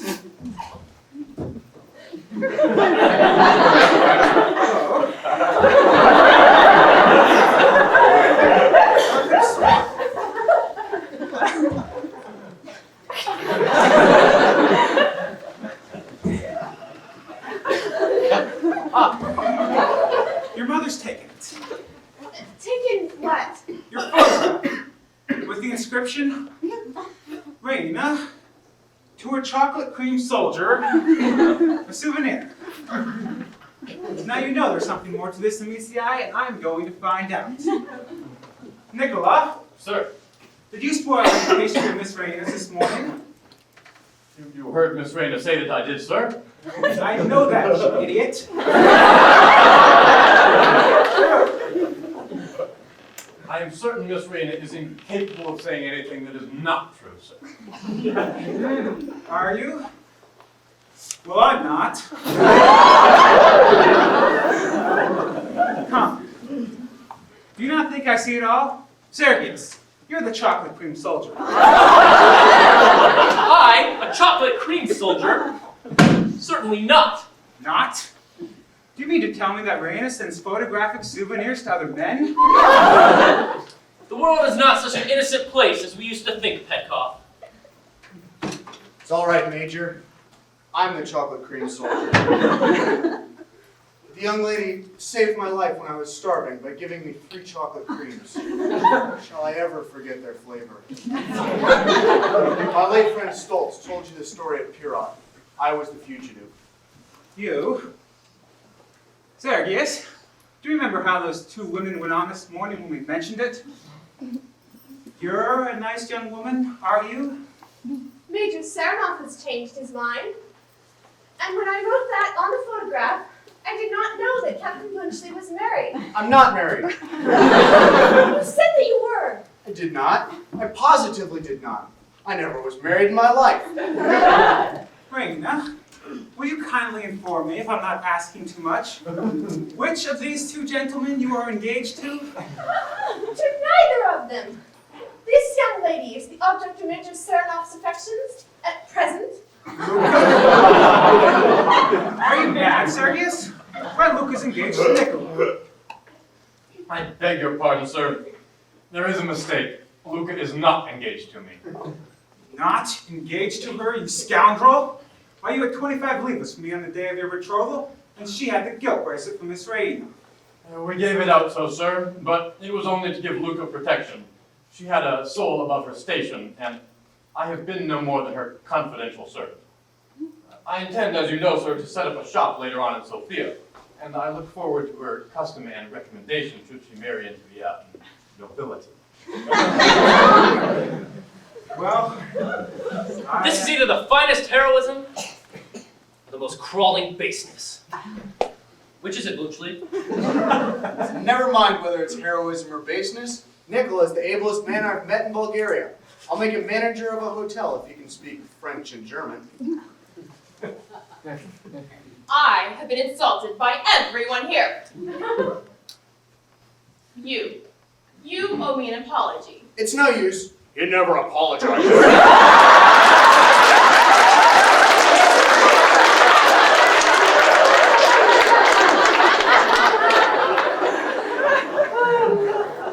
No, not to you, his enemy and his equals, but to me, his poor servant who will not refuse to apologize.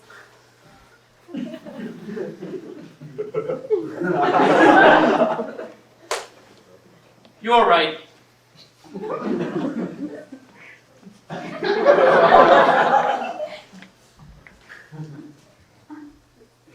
Forgive me. I forgive you. That touch makes me your affianced wife.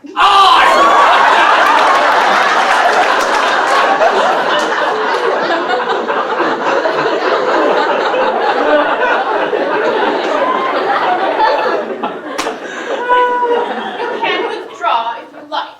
Withdraw? Never. You belong to me.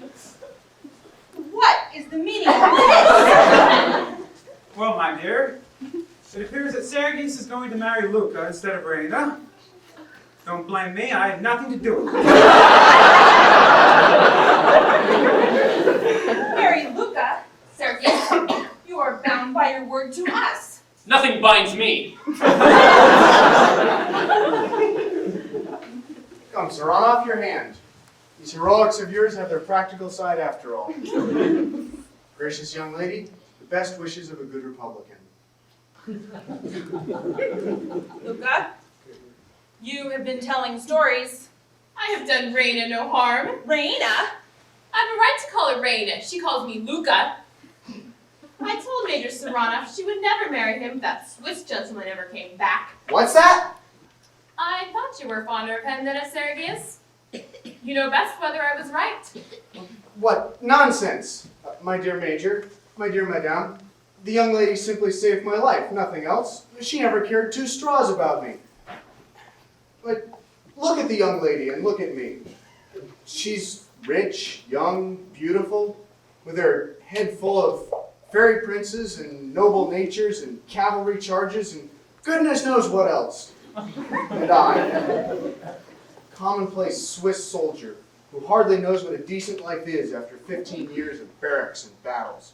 A vagabond, a man who has spoiled his chances in life through an incurably romantic disposition.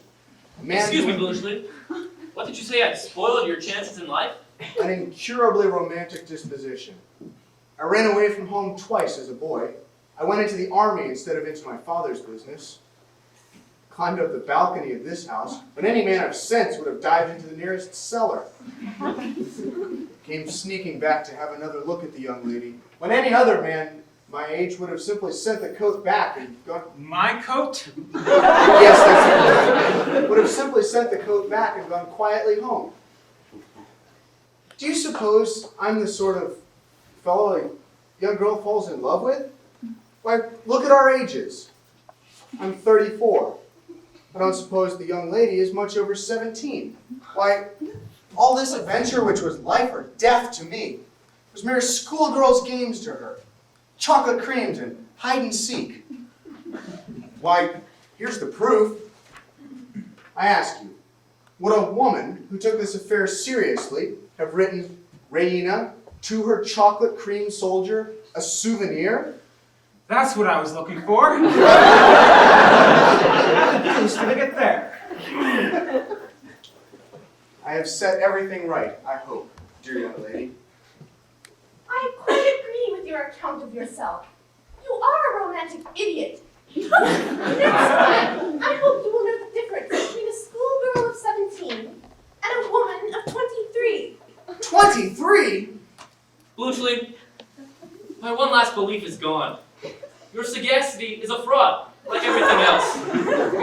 You have even less sense than I have. 23?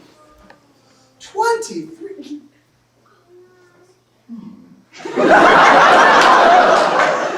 In that case, Major Petkoff, I beg to propose formally to become a suitor for your daughter's hand, in place of Major Serrano, retired. You dare! If you were 23 when you said those things this afternoon, I shall take them seriously. I doubt, sir, whether you quite realize either my daughter's position or that of Major Sergius Sranov, whose place you propose to take. The Petkoffs and the Sranovs are the richest and most important people in the country. Our position is almost historical. We can go back for nearly 20 years. Never mind that, Catherine. We should be most glad, Blunchley, if it were only a question of your position. But hang it. You know, Rain is accustomed to a quite comfortable establishment. Why, Sergius keeps 20 horses. What on earth is the use of 20 horses? Why, it's a circus. My daughter, sir, is accustomed to a first-rate stable. Hush, Mother! You're making me ridiculous! Well, if it comes to a question of establishment, here goes. How many horses did you say? 20, noble Switzer. I have 200. How many carriages have you? 3. I have 70. 24 will hold 12 on the inside, besides 2 on the box, not counting the driver and conductor. How many tablecloths have you? How the deuce do I know? Have you 4,000? No. I have. I have 9,600 pairs of sheets and blankets, besides 2,400 eiderdown quilts. I have 10,000 knives and forks, with the same quantity of dessert spoons. I have 300 servants. I have 6 palatial establishments, besides 2 livery stables, a tea garden, and a private house. I have 4 medals for distinguished service. I have the rank of an officer, the standing of a gentleman. I have 3 native languages. Show me any man in Bulgaria that can offer as much. Are you Emperor of Switzerland? My rank is the highest known in Switzerland. I am a free citizen. Then, sir, since you are my daughter's choice, I shall not stand in the way of your happiness. That is Major Petkoff's feeling also. We shall be most happy, Blunchley. 200 horses. What says the lady? The lady says he can keep his tablecloths and his omnibuses. I'm not here to be sold to the highest bidder. I'll not take that answer. I appeal to you as a fugitive, a beggar, a starving man. You accepted me. You gave me your hand to kiss, your bed to sleep in, and your roof to shelter me. I did not give them to the Emperor of Switzerland. It's just what I say. Now tell us, to whom you did give them. To my chocolate cream soldier. Thanks. That'll do.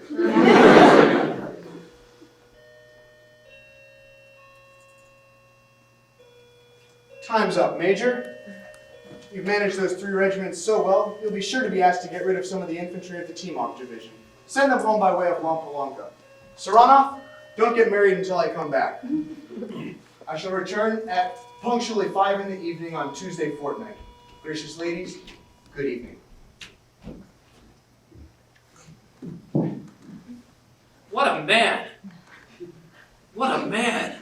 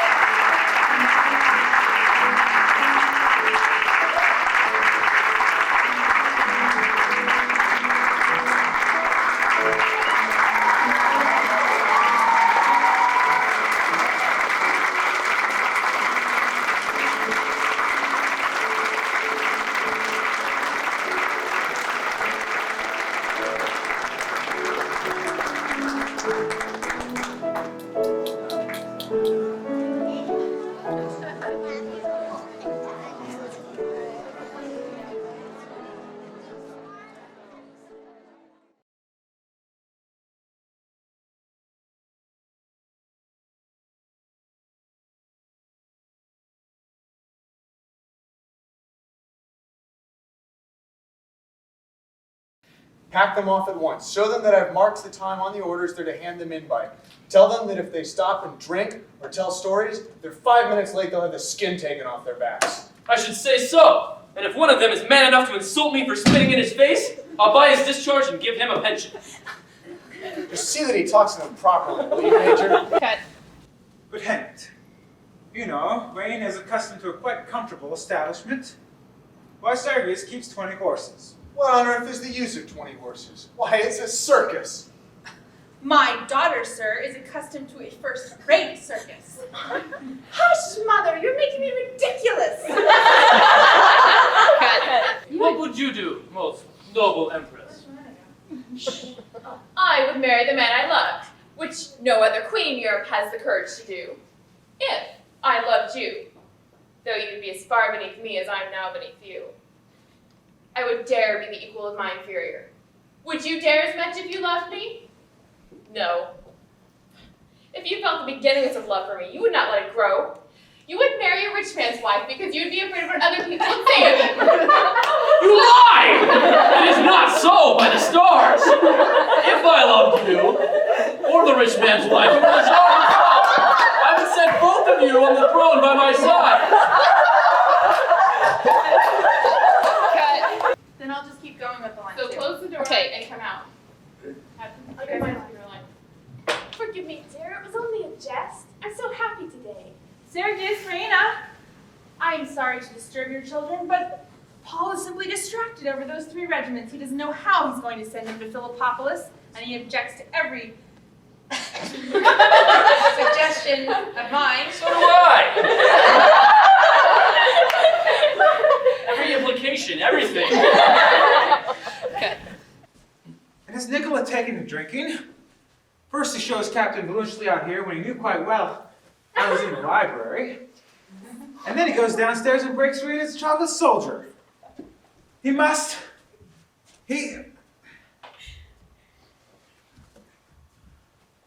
Are you mad, Nicola? Quite, sir. What have you brought that up here for? It contains the remnants of the chocolate cream soldier, sir, which I was feeding to Major Saranov's youngest child. No one is not supposed to give chocolate to babies, but when he looked at me with those beautiful eyes, your eyes! Your eyes! Yes! She is a provoking little witch. Sergius. I don't know what to say. Would you like some chocolate? There's some left. Oh, don't touch them. Cream, delicious. Taking candy from the baby. Sergius! You're on, baby. What have you done with my bag? That baby will spit up in there. Wrong tense, sir. Too late. Oh, Belushly, you have even less sense than I have. Saying something. I would like my baby back.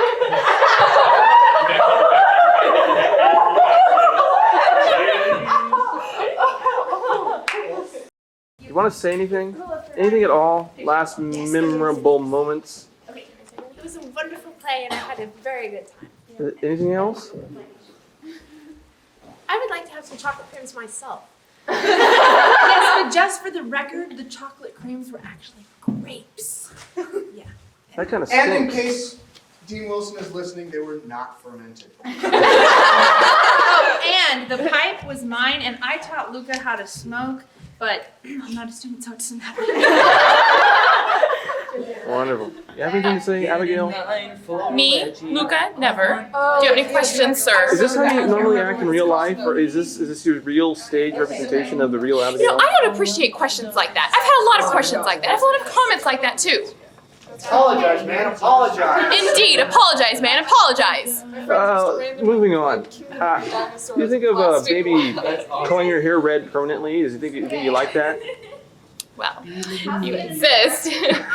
It's originally red, and she's been dyeing it blonde for like the past 10 years. Seriously? Don't listen to him. Don't listen to him. He doesn't know what he's talking about. I should know. Sorry. All right, ready? Yeah, this'll work.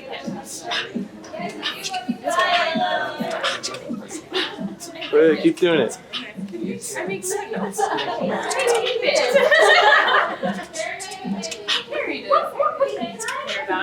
Yeah. They were soldiers. Abigail is a permanent redhead. I don't know. We sent pictures to Rehearsal's meant to be the Nick of me and yeah. I'm waiting for the funny part. Well, okay, no. He's videoing it. Oh, okay. It's not audible, it's not funny.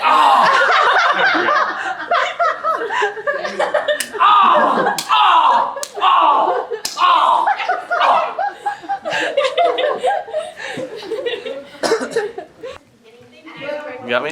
I The had. Zoom works now. Did you notice that? Ooh, the Zoom works. It was when I switched the tapes. Worked. Which makes me worried about the other tape. You ready? Ready. Say something important. I will. Okay. I just wanted to remind you, the cast and everyone who's watching this, that this is not possible. This whole thing that you're going to be watching was not possible without me. Me Keep and going. the other Good cameraman. stuff. This is yeah. Without me, the whole thing, the play, everything would have gone on into historical oblivion. Yes. No one would Very have true. remembered. Nothing. And what do I get things out of it? Almost nothing. So this is why I'm here, just to remember that there is someone behind that camera. Someone genius. Someone who's an artist. Someone who's willing to put their glory on the line in order that you may enjoy such Someone who is so good that he can be conscripted the night of the dress rehearsal. That's and right. Still do a. Just remember me, all right? Me and my face. Great. Now you can cut. Wait a minute. Don't your parents get any credit for this? My parents. Oh yes, I want to thank my parents and my grandparents, and I want to thank my brother and my sister, and I want to thank her. Yes, not sure why, and I want to thank everyone. Thanks. All right, now cut it. I'm the cameraman. Now you have to say something funny. I thought I did. Cut. This will work. You're funny when you're a producer. Ha ha ha. And they're going to turn that. Cut. Okay. Good. You recognize me? No. Nope. You don't recognize me. There's a reason for that. And you think, what do I have to do with anything in this whole play? Simple answer is this. I am one of the unsung heroes of this whole production. Yes, me. I am a cameraman. Without me, you would not have been able to enjoy this whole production again and again and again, and as long as you ever want to watch it again. Your whole production would have gone on to historical oblivion without me. So, if you remember one thing, just remember me, the cameraman. The man who made all this possible. The man whom without me, I can't think of anything more to say. Except, just when you watch this, think of me, just once. Just give me one thought. I mean, you're giving all these actors thoughts over thoughts. I mean, they get 2 hours. Just give me a second. That's all I ask. A second. Give me a second. A second, please. Can't think of anything else to say, so I'm gonna cut this.